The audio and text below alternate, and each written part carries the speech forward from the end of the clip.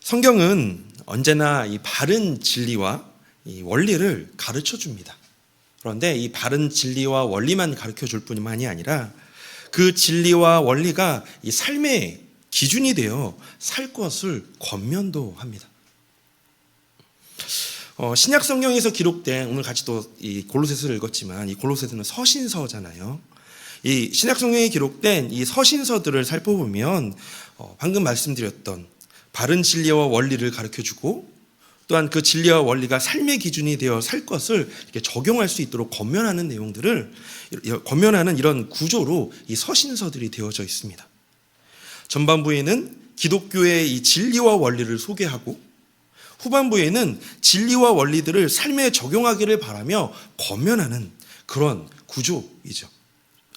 오늘 본문의 골로새서의 구조도 동일합니다.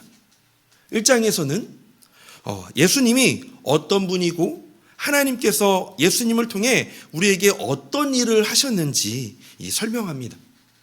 그리고 이어서 2장에서는 이 골로새서를 쓰게 된 계기인 이 거짓 선지자들의 이 오류와 이 잘못들을 다루죠.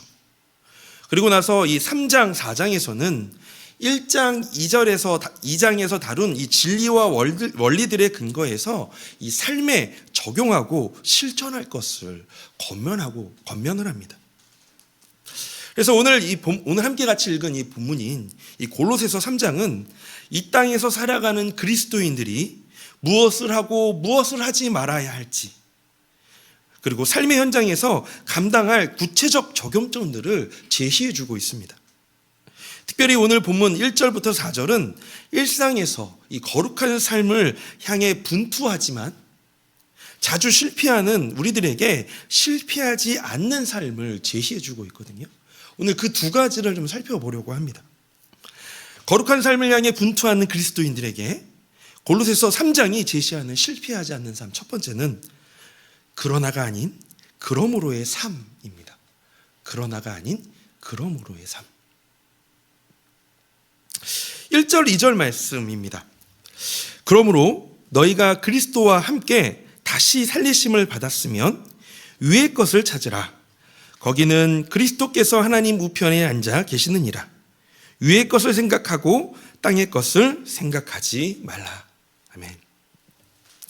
골로새서 3장 1절은 어떻게 시작하죠? 보니까 그러므로라고 시작하죠. 그러므로. 이 말씀의 의미는 이 앞문맥을 보시면 좀 이해하기가 쉽습니다. 골로새서 2장 20절에서 23절까지의 말씀인데요. 우리 한번 같이 한 목소리로 읽어볼까요? 너희가 세상의 초등학문에서 그리스도와 함께 죽었거든 어찌하여 세상에 사는 것과 같이 규례에 순종하느냐.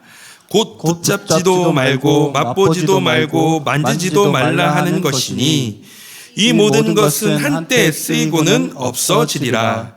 사람의 명령과 가르침을 따르느냐? 이런 것들은 자의적 숭배와 겸손과 몸을 괴롭게 하는 데는 지혜 있는 모양이나 오직 육체에 따르는 것을 금하는 데는 조금도 유익이 없느니라. 아멘. 이 2장 20절에서 23절은 이 그리스도인은 23절은요. 이 그리스도인은 이 경쟁과 분열 그리고 거짓과 이 속임수로 가득한 세상에서 벗어나 이 예수 그리스도 안에 있는 존귀한 존재라는 것을 의미해 주고 있습니다. 너희들이 이런 거짓과 속임수에서 벗어난 예수 그리스도 안에 있는 존귀한 존재인데 너희들이 왜 여기에 나와 있는 21절부터 23절에 나와 있는 이 사람의 명령과 가르침을 왜 따르려고 하느냐? 너희들은 예수 안에 있는 존귀한 존재인데 왜 그것을 따르려고 하느냐? 아무것도 유익이 없다라는 것을 2장 20절에서 23절에서 이렇게 얘기해 주고 있습니다. 바울은요, 이 그리스도 안에 있는 이 존귀한 존재로서 어떤 삶을 살아야 하는지를 이 2장에서 이제 이어서 이 3장에 그러므로를 사용하여서 이 실천적인 교훈으로 연결하는 것입니다. 너희가 그렇게 사람이 이야기하는 것, 사람의 기준, 거짓과 속임수를 따라가지 않는 그런 존재들이야. 그러므로 너희는 이렇게 살아야 해 라고 하면서 이 3장으로 넘어가는 것이죠. 그렇다면 왜 바울은 이 실천적인 교훈을 언급하기 전에 먼저 이렇게 그러므로를 연결어로 사용하여 이 앞에 이 교리적인 부분과 실천적인 교훈을 연결하고 있는 걸까요? 그것은 이 모든 존재에 있어서 삶과 행함이란 이 본질을 통해 우러나올 수밖에 없기 때문입니다. 즉 본질과 이 삶이요 연결되어진다라는 것이에요. 따라서 이 바울이 존재에 대해서 어떠어떠하다고 설명하는 것은 곧 그 존재가 어떠어떠해야 한다라는 당위성을 암시해주고 있는 것과 같습니다. 이런 것과 같죠? 어떤 동물이 초식 동물이다 라는 말 속에는 그 동물은 뭘 해야 되죠? 풀을 먹어야만 한다 라는 의미를 담고 있을 겁니다. 그래서 이 헤르만 리델보스라는 이 신학자는요, 이것을 두고 성경에 기록된 진리에 대한 모든 서술은 곧 성도들을 향한 명령이다라고 이야기합니다. 그리스도인이라는 것은 우리 그리스도인이잖아요. 그리스도인이라는 것은 예수님과 함께 죽고 예수님과 함께 사는 그런 자들입니다. 그런데 오늘날 우리들의 모습을 보면 교회 안에서 말씀을 배울 때와 일상에서 살아가는 모습이 분리되어 살아가곤 합니다. 우리의 예배 생활을 좀 생각해 보죠. 말씀을 듣고 감격하여 눈물을 흘리며 찬양과 고백을 쉬지 않다가도 교회 문을 나서면 완전히 그 말씀과 그 내 고백과 그 뜨거운 그 마음과 그 결단을 잊어버립니다. 가정으로 돌아가 정말 귀한 은혜를 받고 정말 뜨거운 마음으로 가정으로 돌아가서 집에 앉아있는 남편을 볼 때면, 어질러져 있는 방을 보면, 또는 아내를 보면, 그리고 아이들을 보면, 우리 자녀들을 보면, 또 답답한 직장 동료나 이기적인 친구들을 보면 어떠신가요? 어떤 말, 어떤 행동이 먼저 나오셨나요? 저도 너무 부끄러운데요. 주일날 그렇게 찬양 열심히 막 저한테 이런 피드백 많이 주시거든요. 정말 온몸으로 찬양하는 것 같습니다. 정말 온몸으로 찬양합니다. 정말 그 찬양과 또 목사님 주시는 그 말씀을 통해서 귀한 은혜를, 뜨거움을 가지고 집에 돌아가면 아이들을 보자마자 너무나도 부끄럽게 큰 소리를 많이 내요. 짜증 섞인 말을 되게 많이 하며 너무 부끄럽습니다. 그래서 이제 말씀을 준비하고 또 이렇게 묵상을 하다가 한 며칠 전에 제가 큰 다짐을 했어요. 저희 아내한테도 고백하고 아이들한테도 이제 너희들에게 절대로 큰 소리를 내지 않을게. 3일 차입니다 지금. 어저께도 이제 아이들이 막 엄청 싸우거든요. 막 첫째랑 둘째랑 엄청 싸우는데 싸우는 것이 계속 자기네끼리 짜증나는 말들을, 섞인 말들을, 큰 소리를 내요. 근데 이제 예전에는 너희들 왜 그렇게 하니? 왜 이렇게 싸우는 거야? 그만해! 라고 이렇게 얘기했다면 그 모습이 제가 그 아이들에게 하는 모습처럼 보이더라고요. 어느 순간인가. 그래서 가서 이를 악물고, 아이고 그랬구나. 너 왜 이렇게 화를 내니?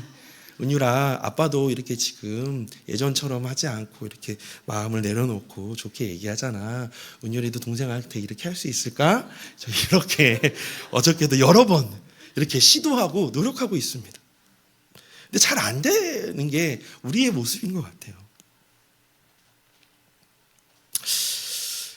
우리가요, 이 교회 안에서 이 하나님과 그리스도인이란 어떤 존재인지를 그토록 열심히 배웁니다. 그런데 그럼에도 불구하고 세상에서 살아갈 때는 이 그리스도인으로서의 본연의 모습과는 전혀 다른 존재가 되어서 그러나의 삶을 살아갑니다. 그러나의 삶. 즉 성경을 통해 진리와 삶의 원리를 배웠지만, 우리가 어떻게 살아가야 되는지, 어떤 마음을 가져야 되는지를 배우지만 세상의 논리와 기준은 그렇지 않기 때문에 이렇게 살 수밖에 없어요. 말씀대로 사는 게 참 어렵네요. 세상이 그렇게 나를 놔두지 않는 것 같아요. 이렇게 우리가 얘기하는 것, 어떻게 보면 이것은 우리의 변명일 수 있을 것 같습니다. 하지만 그리스도인으로서의 이 합당한 삶, 이 거룩한 삶은 바른 진리와 교리와 그리고 결코 이 분리되어지지 않습니다. 연결되어져 있습니다. 함께 따라갑니다. 혹시 우리의 삶에 나오는 모든 행동들이 정말 말씀의 본질에서 나오는 것일까요? 우리에서 지금 그 가정에서 때와 일상에서 나오는 모든 말들과 모든 행동들이 정말 우리의 그 교회 안에서 배우는 말씀과 그 진리들 안에서 나오는 그런 말과 행동인가요? 그 기반으로 나오는 선택과 결정들인가요?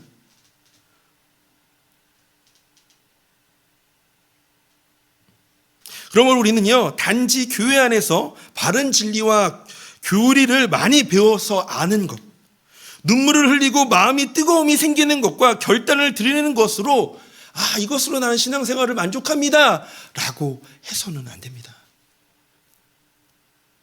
그리고 그러나 라는 식으로 세상의 상황과 기준에 의해서 복음의 진리를 축소하거나 타협해서도 안 됩니다. 어떻게 하든지 그러므로의 삶을 살아가려고 노력함으로써 교회 안에서의 진리와 고백이 일상에서, 즉 개인의 삶, 가정에서 남편을 그리고 또한 아내에게 또한 자녀들에게 그리고 삶의 자리에서 진실한 열매를 맺도록 해야 할 것입니다. 고린도전서 15장 58절은 이렇게 얘기합니다. 그러므로 내 사랑하는 형제들아, 견실하며 흔들리지 말고 항상 주의 일에 더욱 힘쓰는 자들이 되라. 이는 너희 수고가 주 안에서 헛되지 않은 줄 알미니라. 이런 삶은 주님 안에서 헛되는 삶이 아닙니다. 우리가 그렇게 말씀대로 살아가는 것, 교회에서 배운 것, 교회에서 느낀 것을 또 일상에 나가서 동일하게 그렇게 살아가는 것, 그 삶에 연결되어지는 것은 헛된 삶이 아닙니다. 가장 귀하고 값진 당연한 삶입니다. 기독교의 핵심이요, 일상이라고 하더라고요. 일상이 굉장히 중요합니다. 그리스도 안에서의 신앙생활이 건강하다는 기준은 일상입니다. 교회 안에서만 열심히 뭐 찬양도 잘하고 모아도 잘하고 모두 봉사도 잘하고 봉사도 많이 하고 그것이 건강한 것이 아닙니다.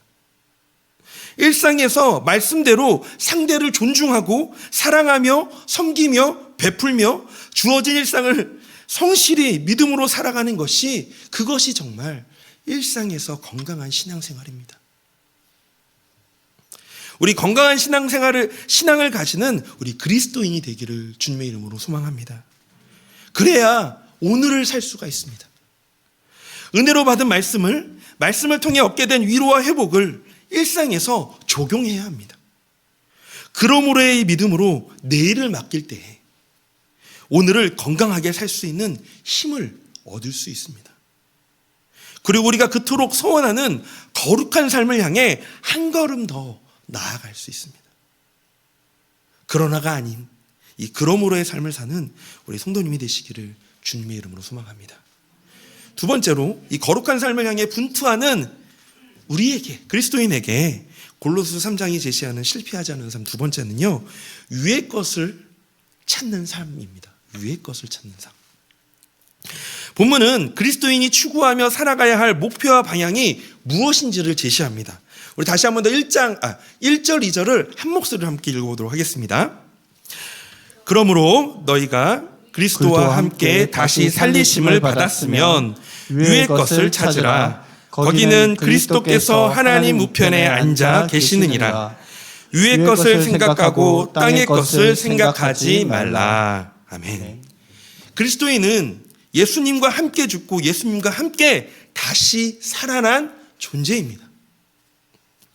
주님이 죄로 멸망당할 수밖에 없는 우리들을 찾아오셨습니다. 그런 하나님에 대한 반응으로 우리도 주님을 찾는 것입니다.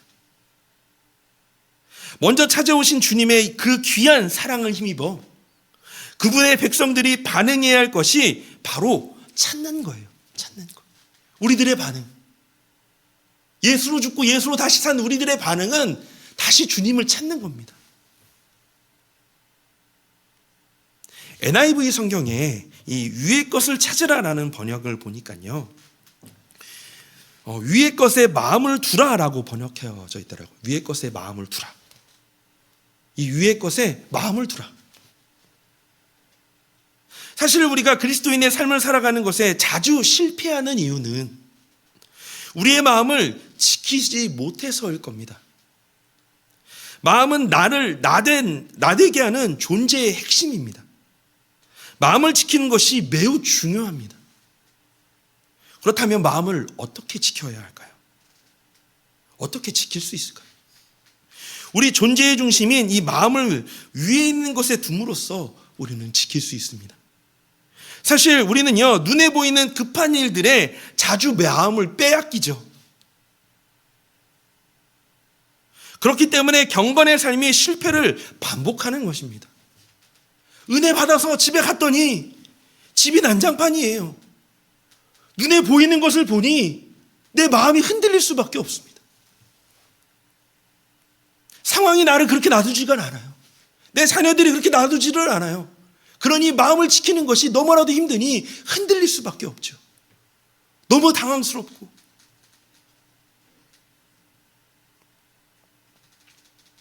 당시에 이 골로새 교회도요, 이런 비슷한 일이 있었답니다. 당시 골로새 교회는 여러 이단들의 공격으로 신앙의 위협을 받고 있었고, 또한 이 천재지변, 지진으로 인해서 경제적 어려움까지 겪고 있었다고 합니다. 이러한 암울한 상황 속에 있는 골로새 교인들에게 바울은 이렇게 권면한 거예요. 위에 있는 것을 찾으라 라고 이렇게 권면한 겁니다. 혹시 우리 성도님의 일상에 여러 거짓말들이 마음을 사로잡고 내 힘으로 어찌할 수 없는 경제적, 관계적, 환경적 어려움들이 일상을 휘감고 있다면 오늘 바울이 말하는 이 위의 것을 찾으라는 권면을 듣기를 원합니다.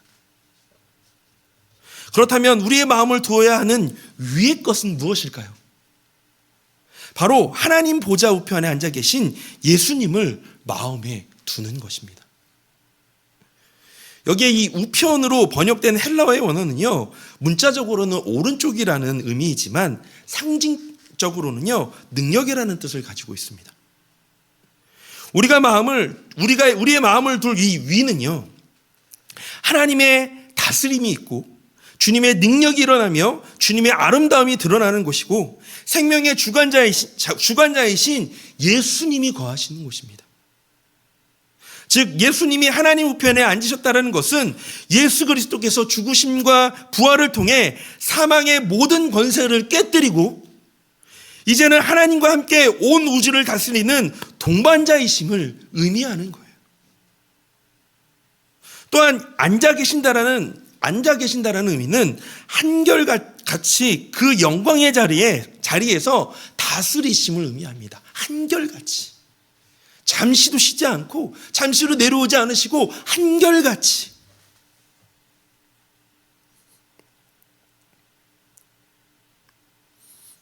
우리는 현재 틀어지고 모순된 일상에서 역경 가운데 살아가고 있지만 인생과 역사를 주관하시는 예수 그리스도를 마음에 두고 일상을 살아야만 제대로 삶을 해석할 수가 있습니다.